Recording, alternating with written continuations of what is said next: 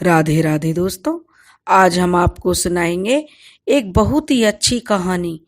अगर आप हमारे चैनल पर नए हैं तो प्लीज़ हमारे चैनल अपनी संस्कृति को लाइक करें, सब्सक्राइब करें और शेयर करें। बहुत समय पहले की बात है। एक महीपुर नाम का एक राज्य था जिसके राजा का नाम दिग्विजय था।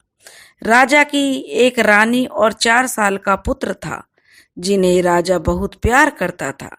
राजा के पुत्र का नाम सहदेव था।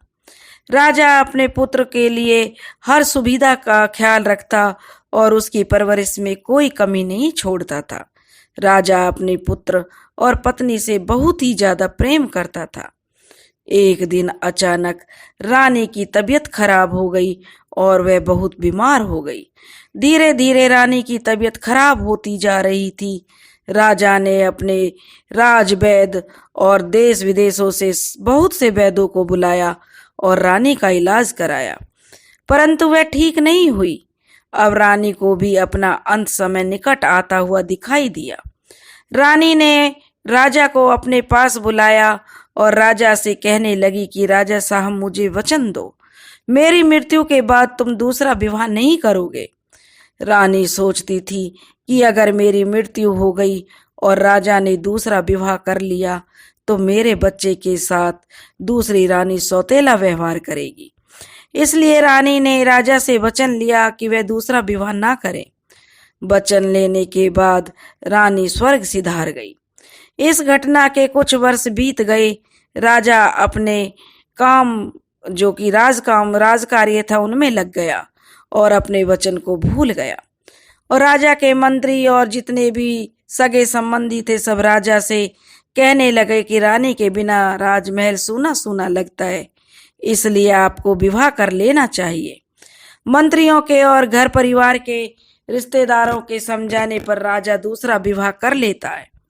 राजा की रानी, जो पहली रानी का बेटा था, अब वह थोड़ा युवा अवस्था में आ चुका था, जो देखने में बहुत ही सुंदर युवक में दिखाई देता था। वह बहुत ही सुंदर था, हष्टपुष्ट था। वह हर युद्ध कला और शिक्षा में निपुण हो गया था। राजा के विवाह के कुछ दिन पश्चात उसकी दूसरी रानी को लड़की होती है। राजा अपने बेटे सहदेव को अपने पास बुलाता है और उससे कहता है कि तुम महल में जाओ और अपनी बहन के नामकरण करके आओ। राजा बहन का नामकरण के लिए सहदेव को महल में भेजता है। सहदेव अपनी बहन का नामकरण करने के लिए जैसे ही अपनी सौतेली माँ के महल में पहुंचता है तो वह क्या देखता है, जिसके कारण वह बहुत ही अचंभित और हैरान रह जाता है।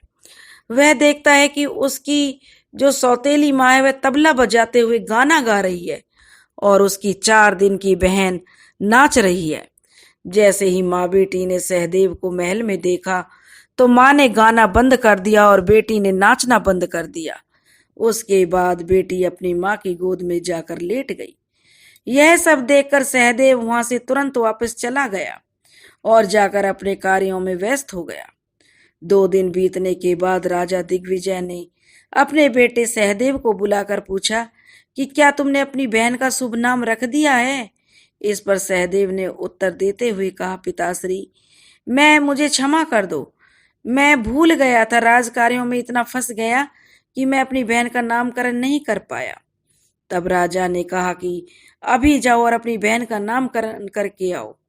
अब सहदेव दोबारा अपनी सौतेली माँ के महल में पहुंचता है तो दोबारा वही दृश्य देखता है कि उसकी माँ तबला बजा रही है और गाना गा रही है और उसकी 4 दिन की बहन नाच रही है। यह देखकर उसकी माँ गाना बजाना बंद कर देती है और जो लड़की 4 दिन की होती है वह माँ की गोद में लेट जाती है। सहदेव तत्काल वापस लौट जाता है और अपने पिताजी से कहता है, पिताजी, या तो इस महल में मैं रहूंगा या मेरी बहन और मेरी मौसी, जो कि मेरी सौतेली माँ है, वह रहेगी। जिस पर राजा जो है अपने पुत्र से पूछता है कि पुत्र, ऐसा क्या कारण है जो तुम ऐसा कह रहे हो।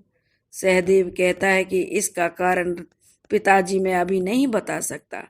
यदि मैं कोई कारण बताऊंगा भी तो आप मेरी बात पर विश्वास नहीं करोगे, इसलिए मैं आपसे पूछता हूँ, आप उन दोनों माँ बेटी को रखना चाहोगे या अपने पुत्र सहदेव को? राजा को अब बहुत क्रोध आया। वह बोले, पुत्र सहदेव, मैं 4-5 दिन की लड़की और उसकी माँ की इस स्थिति में कहाँ भेजूं? 4-5 दिन की लड़की है, वह कैसे अपना ख्याल रख सकती है? वह तो बिना माँ के रह भी नहीं सकती, और उसकी माँ भी अभी जच्चा है क्योंकि उसने पुत्री को जन्म दिया है। तो ऐसी हालत में मैं उन्हें नहीं छोड़ सकता। तुम तो अब युवा हो गए हो, युद्ध कला और शिक्षा में भी निपुण हो गए हो, तुम तो कहीं भी रह सकते हो। मैं उन दोनों को महल से नहीं निकालूंगा, तुम चाहे जहां चले जाओ। राजा सहदेव को जाने के लिए कह देता है। अब सहदेव अपने पिता का राज्य छोड़ने की तैयारी करने लगता है। राज्य छोड़ने से पहले वह अपने 4 मित्रों से भी मिलने जाता है। चारों मित्र सहदेव की बात सुनकर सहदेव के साथ चलने के लिए तैयार हो गए और कहने लगे कि हम 5 एक साथ ही रहेंगे, चाहे हमें किसी भी राज्य में रहना पड़े, क्योंकि उसके जो 4 मित्र थे वे बहुत ही गहरे मित्र थे। इन 5 मित्रों में इतना ज्यादा गहरा प्रेम था कि यह जब भी खाना खाते तो एक थाली में खाने के 5 भाग करके खाते, 4 भाग अपने मित्रों के नाम के छोड़ देते। अब यह 5 अपने घोड़ों पर सवार होकर राज्य से बाहर जाने के लिए तैयार हो गए। राज्य से बाहर निकलने के पश्चात यह किसी और राज्य में पहुंच गए। वहां पर इन्होंने कुछ साधुओं के पैरों के निशान दिखाई दिए।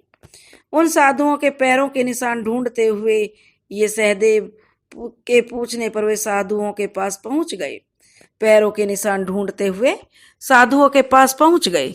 सहदेव जो साधु से पूछते हैं कि तो साधु बताते हैं कि 100 वर्ष पहले उनके गुरु वहां से निकले थे और वह साधु अपने गुरु के पांवों के निशान ढूंढ रहे हैं।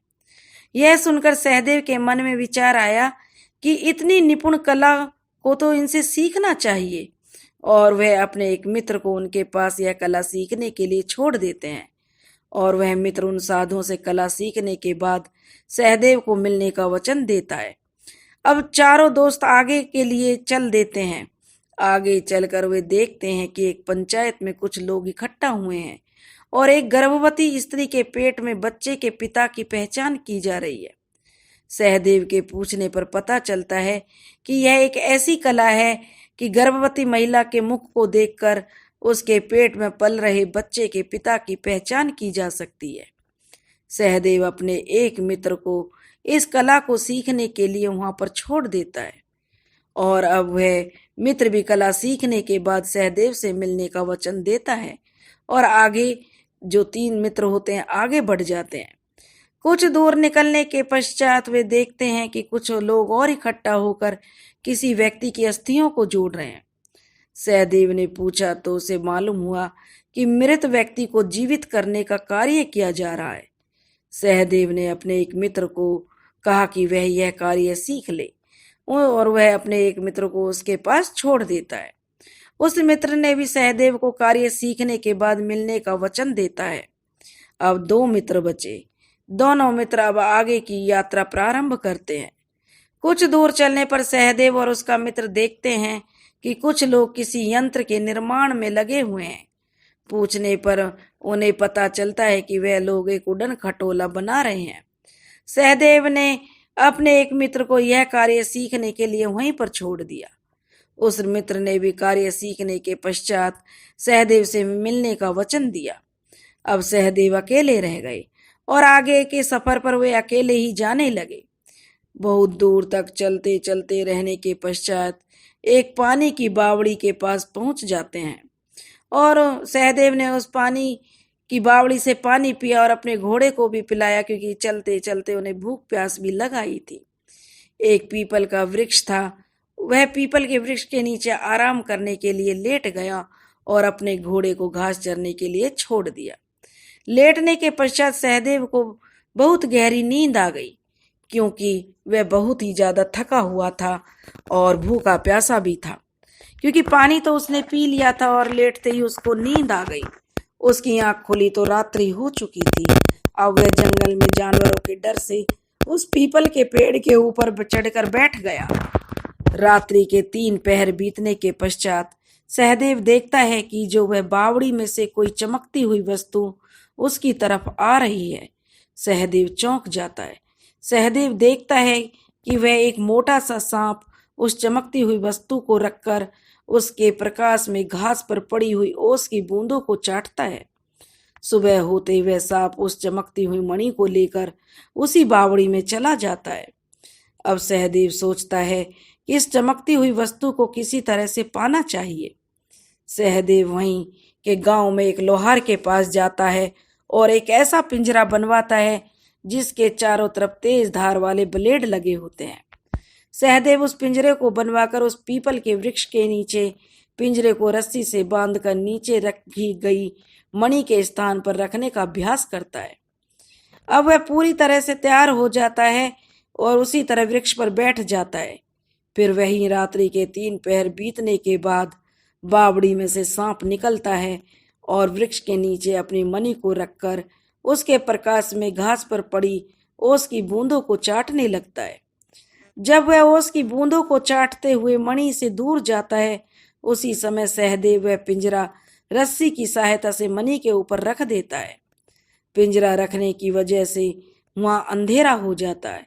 यह देख सांप गुस्से में आग बबूला होकर पिंजरे में डंक मारता है।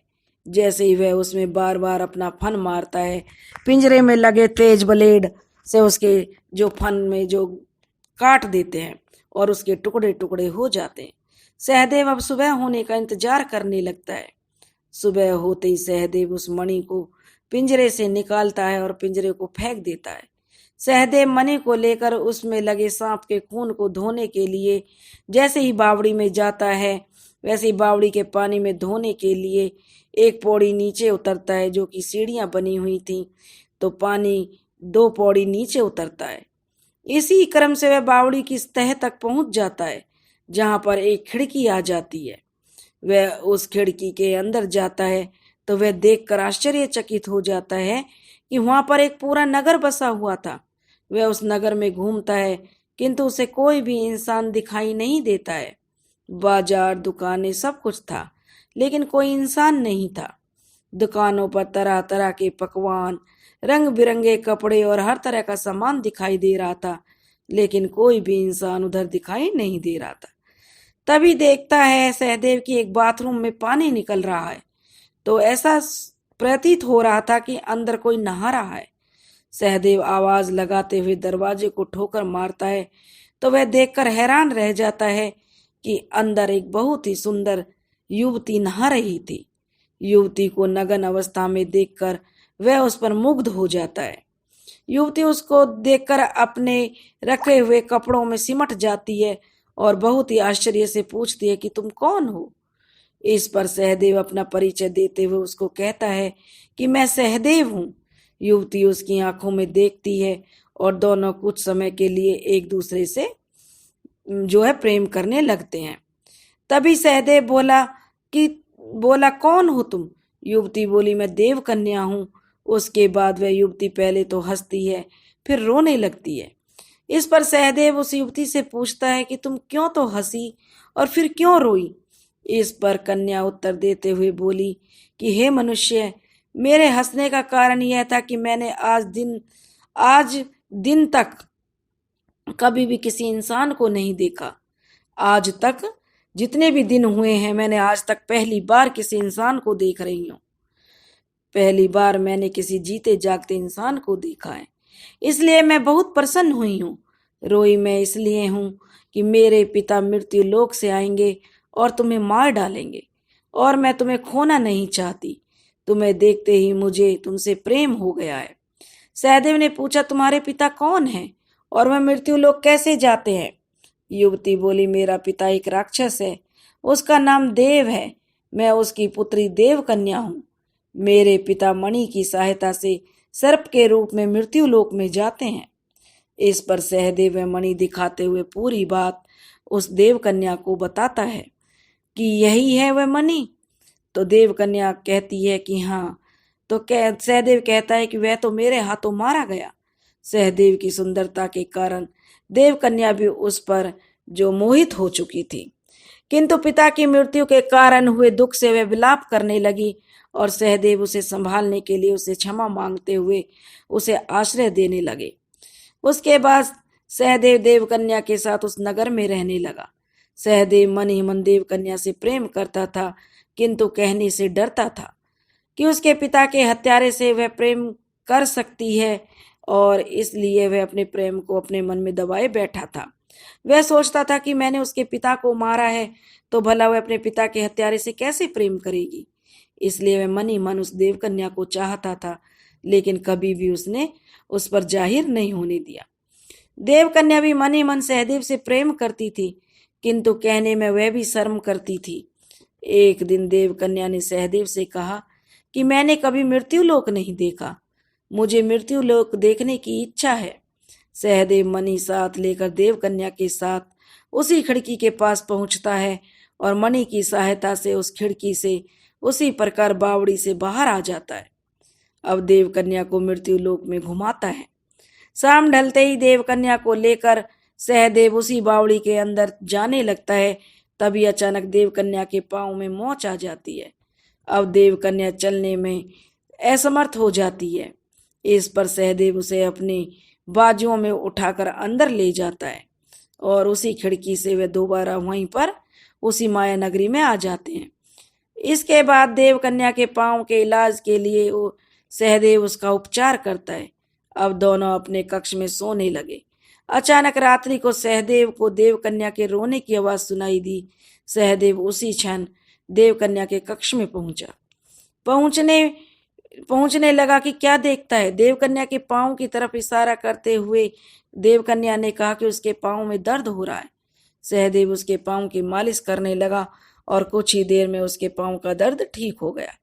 तभी सहदेव वहां अपने कक्ष की तरफ चलने लगा। इतने में देवकन्या ने उसे अपने पास रहने के लिए आग्रह किया। सहदेव वहां पर रुक गया। देवकन्या ने उसे अपने पास सोने के लिए कहा। इस पर सहदेव ने देवकन्या से अपना प्रेम प्रस्ताव भी रख दिया और उससे विवाह करने की इच्छा व्यक्त की। देवकन्या ने सहदेव का प्रस्ताव स्वीकार कर लिया। उन दोनों ने विवाह कर लिया। साथ ही दोनों साथ दोनों मरने तथा जीने की कस्में खाने लगे। कुछ समय बीतने के पश्चात देवकन्या ने मृत्युलोक घूमने की फिर से इच्छा व्यक्त की। वे दोनों दोबारा मृत्युलोक उसी बावड़ी के रास्ते आते हैं और टहलने लगते हैं। इतने में वहां पर एक लकड़हारा आता है। वे दोनों लकड़हारे को देखकर बावड़ी की तरफ भागते हैं।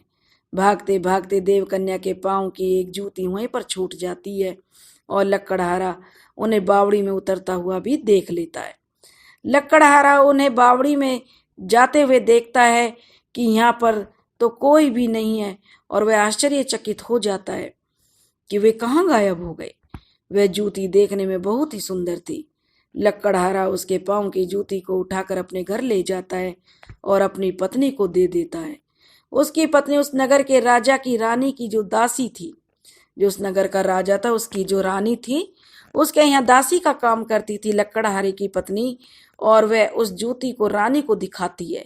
रानी उस जूती को देखकर राजा के पास उसके जैसे जूती लाने की इच्छा व्यक्त करती है कि राजा साहब मुझे तो ऐसी ही जूती चाहिए, और कहती है कि जब तक उसके साथ की जूती उसको नहीं मिल जाती वह अन्न जल ग्रहण नहीं करेगी। राजा अब उस लकड़हारे को बुलाता है और सारी घटना सुनता है।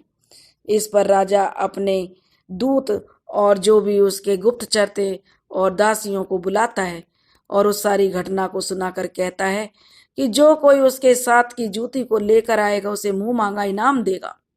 इस पर एक दासी इस कार्य को करने के लिए तैयार हो जाती है। वह कहती है कि राजा साहब मैं उस बावड़ी के पास रात दिन रहूंगी और वहीं पर आपकी पूरी सेना दिन रात छुपी हुई रहेगी, और मेरे गुम होने के बाद डोली सजाकर बावड़ी के पास रखी जाए, और जब मैं जोर से चिल्लाऊं उसी समय पूरी सेना वहां पर आ जाए। राजा ने दासी के कहे अनुसार अपनी पूरी सेना को बावड़ी के पास छुप जाने का आदेश दे दिया। दासी भी अपनी योजना के अनुसार रात दिन बावड़ी के पास घूमने लगी और वहीं पर रहने लगी। एक दिन बीतने के पश्चात देवकन्या सहदेव से मृत्युलोक जाने के लिए कहने लगी और बोली हो सकता है कि हमारी जूती भी वहीं पर मिल जाए। इस पर सहदेव उसको अपने साथ लेकर मृत्युलोक आ जाता है। दोनों वहां पर टहलने लगे। वह दासी भी वहीं पर घूम रही थी। उस दासी ने उनको चुपके से देख लिया। जब सहदेव और देवकन्या वापस जाने के लिए तैयार हुए तो वह दासी एकदम से उनके पांवों में आकर गिर पड़ी और विलाप करने लगी और कहने लगी कि उसका इस दुनिया में कोई नहीं है, वे दोनों उसे भी अपने साथ ले जाएं। सहदेव और देवकन्या को उस पर दया आ गई और वे दोनों उसे अपने साथ ले गए। अब दासी उनके साथ माया नगरी में रहने लगी, देवकन्या की सेवा करने लगी और सहदेव उस दासी को अपनी माँ मानने लगा, माँ का दर्जा उस दासी को देने लगा। जब दासी को लगा कि दोनों का उस दासी पर पूरा विश्वास करते हैं दोनों पति पत्नी, तब दासी ने उन दोनों से मृत्यु लोक में आने और जाने का रहस्य पूछा। तब सहदेव ने मणि दिखाते हुए कहा कि वह इस मणि की सहायता से वह मृत्यु लोक में आ जा सकते हैं। यदि मणि ना हो तो कोई भी मृत्यु लोक नहीं जा सकता। दासी ने बड़ी चतुराई से सहदेव से कहा, बेटा इसे मेरे पास रहने दो, तुम माया नगरी में इधर उधर घूमते हो, ऐसा ना हो कि कहीं तुमसे गुम हो जाए। इसके बाद सहदेव को दासी की बात सही लगी, क्योंकि वह अब उस पर पूरा विश्वास करता था, और सहदेव ने वह मणि दासी को दे दी। अब दासी ने उस जूती को ढूंढा और अपने पास छुपा लिया। एक दिन सहदेव माया नगरी में घूमने के लिए गया हुआ था। दासी को मौका मिल गया। मौका मिलते ही देवकन्या से मृत्यु लोक चलने का आग्रह करने लगी। देवकन्या ने सहदेव के बिना जाने से इनकार कर दिया। दासी कहने लगी, जब तक सहदेव माया नगरी घूम कर आएगा तब तक तो हम दोनों मृत्यु लोक घूम कर भी आ जाएंगी, और वे दोनों ज्यादा देर नहीं लगाएंगी। बार बार आग्रह करने पर देवकन्या उसकी बात मान गई और चलने के लिए तैयार हो गई। दासी की योजना के अनुसार राजा ने दासी के गुम होने के बाद बावड़ी के पास एक डोली सजा कर रख दी थी। जैसे ही देवकन्या और दासी बावड़ी से बाहर आए, उन्होंने उस खूबसूरत सजी हुई डोली को देखा। दासी कहने लगी, अरे वाह, कितनी सुंदर डोली है, आओ उस डोली में बैठकर देखें। देवकन्या इनकार करने लगी कि यह कोई षड्यंत्र है, हमें इसी क्षण यहाँ से चलना चाहिए। दासी ने देवकन्या का हाथ पकड़कर जबरदस्ती उसे उस डोली में अपने साथ बिठा लिया और जोर से चिल्लाकर सेना को वहां पर बुला लिया, जो वहीं पर छुपी हुई थी। उसके बाद डोली सहित सेना ने दासी और देवकन्या को राजा के पास सामने ले जाकर प्रस्तुत कर दिया। दासी ने अपना मुंह मांगा इनाम राजा से ले लिया और राजा को कहा कि लीजिए आपकी जूती, और जूती पहनने वाली भी आपके महल में प्रस्तुत है, तुम्हारे सामने मैंने उसको हाजिर कर दिया है। दासी ने मणि के बारे में राजा को कुछ नहीं बताया और चुपचाप अपने पास रख ली। देवकन्या विलाप करते हुए दासी को श्राप देती है कि जिस प्रकार तुमने मां बनकर हमारे साथ छल किया, उसी प्रकार तुम्हारे साथ भी छल होगा। राजा ने देवकन्या को जब देखा तो वह देवकन्या की खूबसूरती पर मोहित हो गया और राजा कहने लगा कि अब विलाप करने का कोई लाभ नहीं होगा, तुम्हें मेरे साथ विवाह कर लो, अन्यथा मुझे बल प्रयोग करना पड़ेगा। देवकन्या ने राजा से एक वर्ष का समय मांगा और कहा कि मुझे 1 साल तक लोगों को खाना खिलाने का व्रत रखना है, इसलिए यहाँ पर सभी नगर वालों को 1 वर्ष तक भोजन कराया जाए, उसके बाद मैं आपसे विवाह करने के लिए तैयार होंगी। इस पर राजा ने अपनी सहमति दे दी।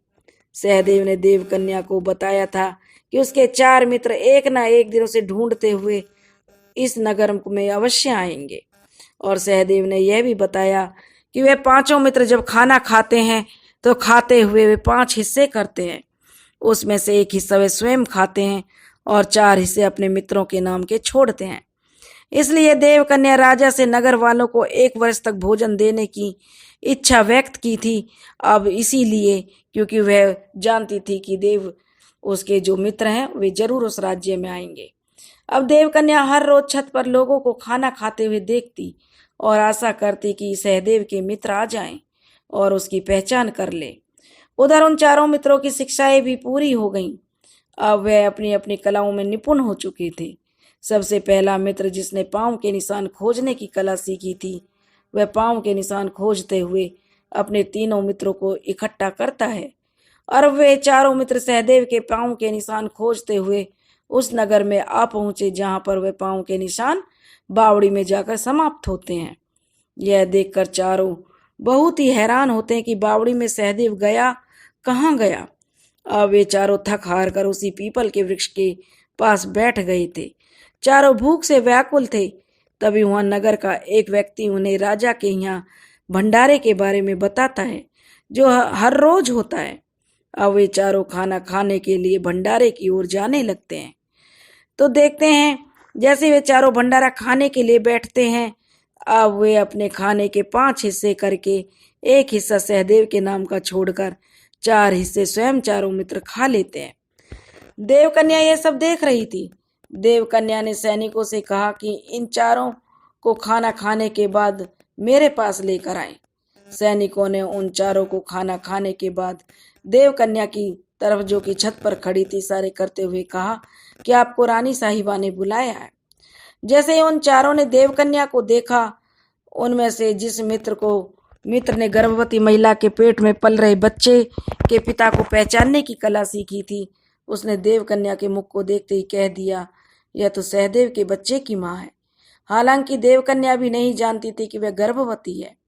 अब वे चारों मित्र प्रसन्न होते हैं और चारों देवकन्या के पास पहुंच जाते हैं और उन्हें पूरी घटना का, जो है देवकन्या होती है, तो उसे बताते हैं कि हम सहदेव के मित्र हैं।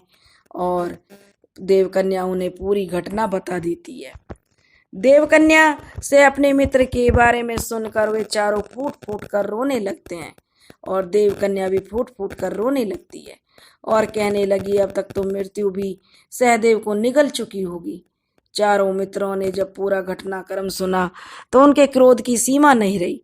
वे देवकन्या से कहने लगे कि हम उसे मृत्यु के मुंह में से भी निकाल ले आएंगे। उसके बाद चारों मित्रों ने मणि के बारे में पूछते हैं तो कि वह कहाँ है, मणि कहाँ है। तो देवकन्या ने बताया कि वह मणि उस दासी के पास है जो धोखे से मुझे राजा के पास लेकर आई है। चारों मित्र देवकन्या को विश्वास दिलाते हैं कि जल्द ही वे चारों अपने मित्र सहदेव को लेकर आएंगे। अब वे चारों मित्र उस दासी की खोज में लग जाते हैं। खोज करते हुए उन चारों मित्रों को पता चलता है कि उस दासी का एक पुत्र रामचरण 12 बरस से घर नहीं लौटा था। अब उन चारों मित्रों ने एक योजना बनाई। उन चारों में से एक मित्र दासी के पुत्र बनकर उसके घर में जाएगा। अब चारों मित्रों में से एक मित्र को दासी का बेटा बनाकर तैयार किया गया। रात्रि के समय उन्होंने 2 गधे मंगवाए और उन गधे के ऊपर धन से भरी बोरियां लाद दी, जिनमें फूटे हुए घड़े के टुकड़े छोटे छोटे करके भरे हुए थे। ऊपर की तरफ कुछ चांदी के सिक्के भरे गए। वह मित्र दासी का बेटा बनकर उन गधों को लेकर दासी के घर की तरफ चल पड़ा। दासी के घर के द्वार पर जाकर उसने आवाज लगाई, माँ माँ कहकर आवाज लगानी शुरू कर दी। आवाज सुनकर दासी दौड़ी दौड़ी घर के द्वार तक पहुंची और दासी ने पूछा, तुम कौन हो? उसने उत्तर दिया, माँ मैं आपका पुत्र रामचरण हूँ। दासी ने जब यह सुना तो वह फूली नहीं समाई और उसे अपना पुत्र समझकर घर के अंदर ले गई। दासी ने पूछा, पुत्र इतने दिन कहाँ था? तो सहदेव के मित्र ने उत्तर दिया, बताया, माता मैं बहुत बड़े व्यापारी के पास था, देखो मैंने कितना धन कमाया है, मैं उसे लेकर आया हूँ। उसने दोनों गधों के ऊपर से बोरियां नीचे गिरा दी और दासी से कहने लगा, माता इतना धन कहाँ रखूं मैं? दासी कहने लगी, पुत्र रात्रि का समय है, इसे बाहर ही रहने दो, यहाँ से कोई नहीं लेकर जाएगा, सुबह होते ही हम इसे अंदर रख लेंगे। दासी के पुत्र रामचरण को दासी ने अपने पुत्र को बहुत प्यार किया और उसको भोजन परोसा तथा उसके बाद वे सो गए। सोए हुए अभी कुछ ही देर हुई थी कि रामचरण के पेट में दर्द होने का नाटक करने लगा। चारपाई से नीचे गिरकर दर्द के मारे चिल्लाने लगा। दासी अपने पुत्र की आवाज सुनकर उसके पास आई और कहने लगी कि बेटा क्या हुआ तुम्हें? रामचरण उत्तर देते हुए कहता है, माता इस दर्द का कोई इलाज नहीं है, ये बहुत पुरानी दर्द है। मैं जिस व्यापारी के पास रहता था उसके पास एक मणि थी जिससे मैं अपने पेट का दर्द होने पर पेट पर रखता था और मेरा पेट का दर्द ठीक हो जाता था, गायब हो जाता था। यह सुनकर दासी बोली, पुत्र तू चिंता ना कर, मेरे पास भी एक मणि है, मैं अभी तुम्हारे लिए मणि लेकर आती हूँ। दासी ने वह मणि रामचरण को दे दी। उसके बाद रामचरण मणि को लेकर शांत हो गया और कहने लगा, माँ मेरे पेट का दर्द ठीक हो रहा है। दासी ने कहा, पुत्र, इस मणि को तुम अपने साथ ही लेकर सो जाओ। अगर रात को कहीं दर्द हुआ तो फिर अपने पेट पर रख लेना। आधी रात बीतने के बाद सहदेव का मित्र ने मौका पाकर मणि को लेकर दासी के घर से बाहर आ गया। उसने दासी के घर से सारा धन चुरा कर अपने गधों पर लाद लिया। सारा धन लेकर वह अपने मित्रों के पास चला जाता है। सुबह होते ही दासी जब रामचरण को ढूंढती है तो वह वहां नहीं मिला। रामचरण भी वहां नहीं था और उसके घर का सारा धन भी वहां नहीं था। मणि भी चोरी हो चुकी थी और उसके घर का सारा धन, मणि सब वह जो लड़का था ले जा चुका था। दासी अब विलाप करने लगी। वह पहले से भी ज्यादा निर्धन हो चुकी थी। उसे देव कन्या का दिया हुआ श्राप याद आ रहा था। उसे अपनी करनी पर पश्चाताप हो रहा था। देव कन्या ने उससे कहा था, जिस प्रकार तूने मेरे साथ छल किया है उसी प्रकार तेरे साथ भी कोई छल करेगा। चारों मित्र मणि को लेकर बावड़ी की तरफ चलने लगते हैं। मणि की सहायता से वे चारों बावड़ी में होते हुए माया नगरी में प्रवेश कर लेते हैं। अब वे पांव के निशान ढूंढते हुए सहदेव के पास पहुंचते हैं तो देखते हैं कि सहदेव का सिर्फ हड्डियों का कंकाल ही बचा था। वह कब का मर चुका था। सहदेव की ऐसी स्थिति देखकर चारों मित्रों को बहुत दुख हुआ। चारों मित्रों में से जिस मित्र ने मृत व्यक्ति को जीवित करने की कला सीखी थी, उसने सहदेव के कंकाल में प्राण डालने का कार्य आरंभ किया। उसने अपने मित्रों से मिट्टी मंगवाकर मिट्टी से उस कंकाल रूपी शरीर का निर्माण किया। बस अब केवल प्राण डालना शेष था। उसने जैसे ही सहदेव के शरीर में प्राण डाले, सहदेव एकदम से देव कन्या कहता हुआ खड़ा हुआ और फिर प्राण त्याग दिए। सहदेव के मित्र ने दूसरी बार उसमें प्राण डाले, किंतु सहदेव उसी प्रकार देव कन्या कहता हुआ खड़ा हुआ और फिर से प्राण त्याग दिए। शरीर में प्राण डालने वाले मित्र ने अपने मित्रों से कहा कि यह देव कन्या के वियोग में मरा है। यह देव कन्या से बहुत प्यार करता है। यह उसी के लिए तड़प रहा है और उसी के वियोग के कारण यह मर चुका है। अतः जीवित होने पर भी यह, जब तक इसके सामने देव कन्या नहीं आएगी, यह जीवित नहीं होगा। हमारे पास अब एक अवसर बचा है। यदि तीसरी बार भी जीवित नहीं हुआ तो वह कभी जीवित नहीं हो पाएगा। हम अपने मित्र को खो देंगे, क्योंकि जो विद्या मैंने सीखी है इसे 3 बार ही प्रयोग किया जा सकता है, जो कि मैं 2 बार इसको प्रयोग कर चुका हूँ। अब फिर चारों मित्र विचार करने लगे कि क्या किया जाए। कुछ देर विचार करने के बाद उन्होंने एक उपाय निकाला। उन्होंने वहां पर देव कन्या के कपड़े ढूंढे और उन अपने में से एक मित्र को उसके कपड़े पहनाकर सहदेव के सामने खड़ा कर दिया। अब सहदेव का मित्र उसमें दोबारा प्राण डालता है। प्राण डालते ही सहदेव देव कन्या कहता हुआ खड़ा हुआ तो एकदम देव कन्या के कपड़े पहने हुए मित्र देव कन्या की आवाज में बोला, हाँ जी बोलो।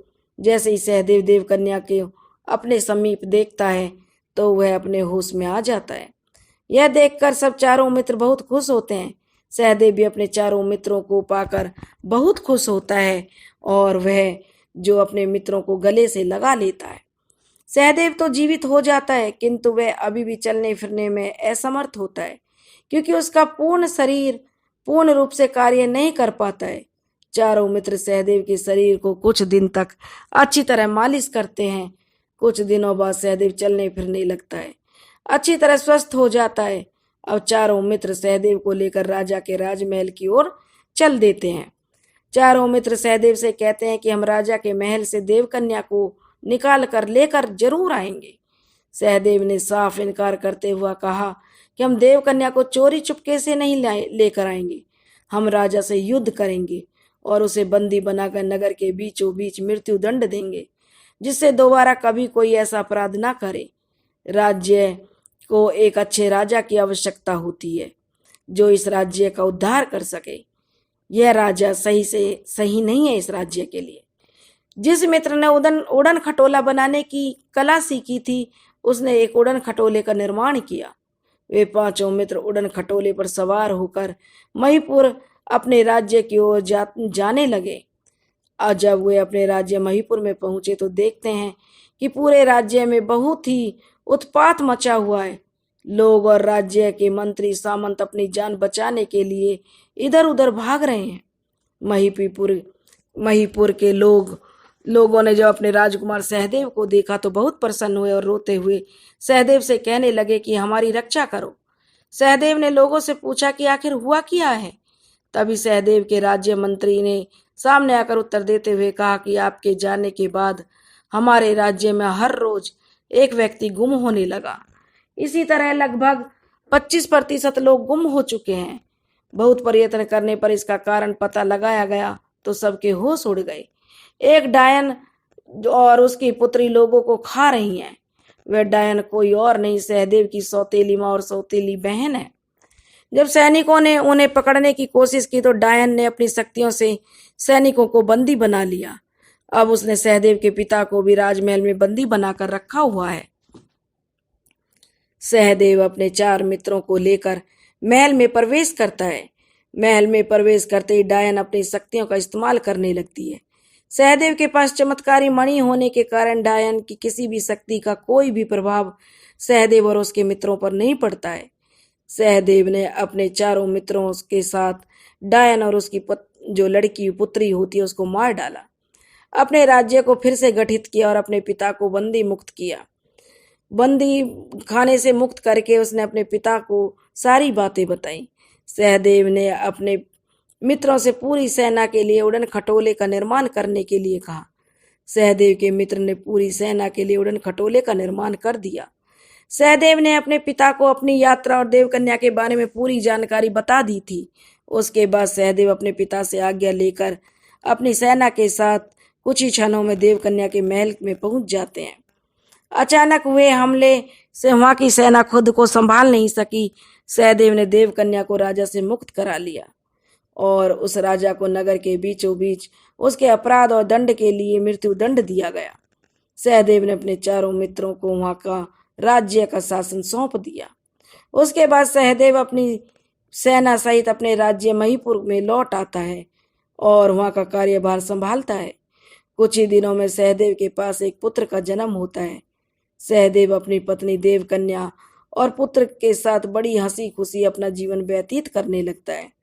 उसके राज्य में उसका शासन में कोई भी प्रजा का कोई भी व्यक्ति दुखी नहीं होता है। वह अपनी प्रजा का बहुत ज़्यादा ख्याल रखता है क्योंकि वह एक बहुत ही दयालु और बुद्धिमान राजा होता है। सहदेव अपनी पत्नी और बच्चे से भी बहुत प्रेम करता है और प्रजा भी जो है अपने राजा से बहुत खुश होती है। राजा ने भी अब सहदेव का राज्याभिषेक कर दिया था क्योंकि अब सहदेव ही राजा बन गया था, क्योंकि राजा तो अब बूढ़ा हो गया था, उसके बस की अब राजकार्य करना नहीं था। सहदेव के पुत्र होने की खुशी में पूरा शहर को सजाया जाता है और बहुत ही हर्षोल्लास के साथ तरह तरह के जो है प्रोग्राम किए जाते हैं जिससे पूरे नगरवासी जो खुशियां मनाते हैं। बहुत बड़ा भोज होता है और सहदेव का राज्य तिलक हो जाता है। इस तरीके से सहदेव अपने पत्नी और बच्चों के साथ सुखी जीवन व्यतीत करने लगता है। दोस्तों, अगर आपको हमारी कहानी पसंद आई हो तो प्लीज़ हमारे चैनल को लाइक करें, सब्सक्राइब करें और शेयर करें। राधे राधे।